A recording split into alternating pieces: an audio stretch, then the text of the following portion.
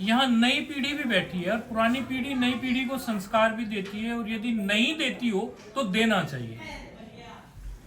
आप कभी भी अपने मन में ये नहीं सोचो कि बच्चों को संस्कार देने में इनके साथ हमें बड़ा माथा खपाना पड़ता है, क्योंकि हम स्वयं भी जानते हैं भाई, आप ऐसा सोचते हो तो ऐसा हम भी सोच सकते हैं।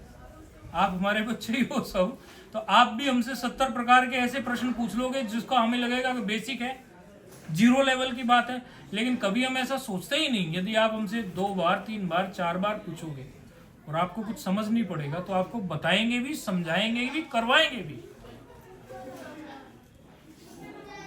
अब आप लोगों के घरों में जो आप लोगों के बच्चे हैं, आप भी उनके साथ वो बच्चों की और आपके एज में डिफरेंस है।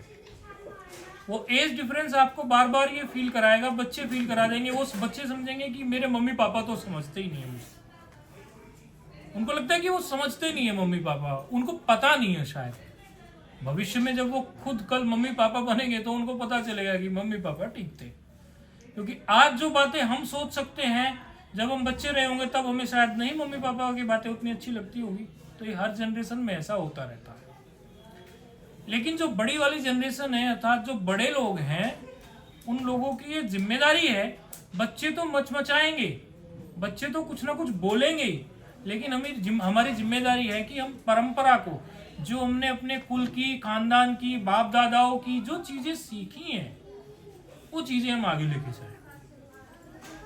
ये बहुत सारी जो चीजें हैं, बहुत सारी जो परंपराएं हैं, वो इसीलिए बंद हो गई या विलुप्त हो गई कि आगे नहीं ले जाएगी, उसको रोक दिया गया। वहीं हमने अपने बच्चों को नहीं बताई, या कई गुरुजनों ने अपने शिष्यों को नहीं बताई।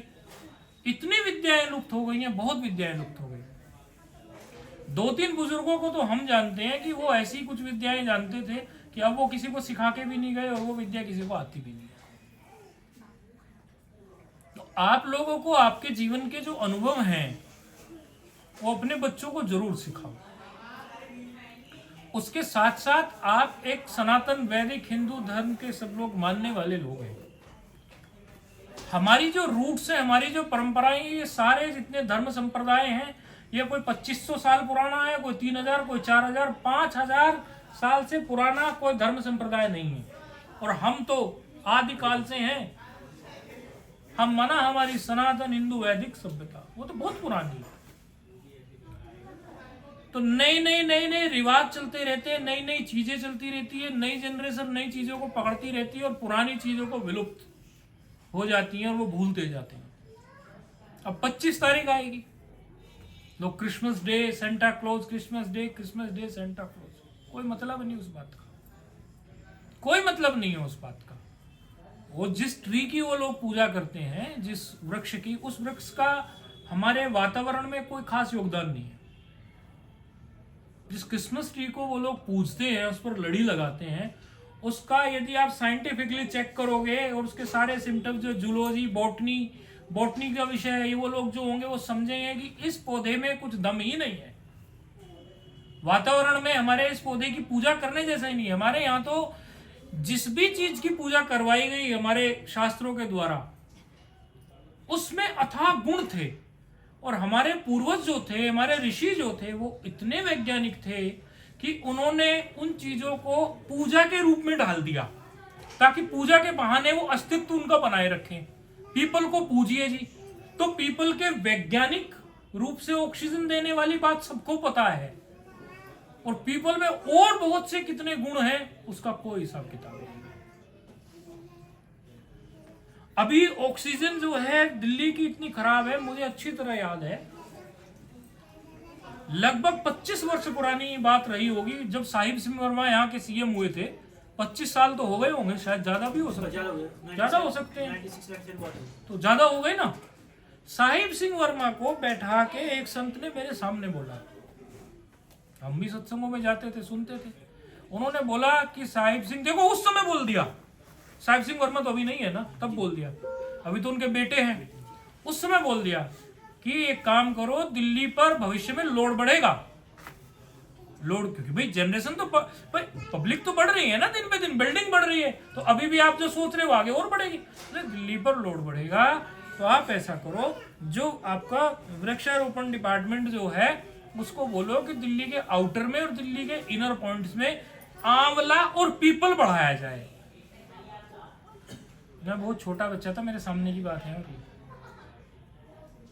इसमें कोई मैंने सुनी हुई बात नहीं कह रहा हूं कि किसी ने मुझे बता दिया, उसने उसको बता दिया, ये मेरे सामने की बात है। सीएम थे वो साहिब सिंह वर्मा, तो मैं तो थोड़ा छोटा था। बोले दिल्ली के इनर में और आउटर में आप आंवला और ये बढ़ाए। अच्छा, उन्होंने पहल भी की, उन्होंने अपने टाइम में, लेकिन वो ज्यादा दिन फिर जिए नहीं। तो व्यक्ति सब एक तरह के तो नहीं होते, कोई व्यक्ति कैसा होता है, आगे की आने वाली जनरेशन कैसी होती है पता नहीं, आगे की जनरेशन ने और आगे के पॉलिटिशियंस ने ध्यान नहीं दिया। आज दिल्ली पर कितना भारी लोड है, आप सबको पता है AQI का क्या हाल है। तो हमारे यहाँ तो जो चीजें पूजने की, हम पीपल की पूजा करते हैं, हम आंवले की पूजा करते हैं, इसका मतलब ये है कि उनमें गुण है, बहुत गुण है उनमें। इसलिए हमारे पूर्वजों ने ये कहा कि इन वृक्षों की पूजा करो ताकि ये वृक्ष जो है अस्तित्व में रहे और लोगों के इनके प्रति भाव होगा तो वो काटेंगे ही नहीं उनको।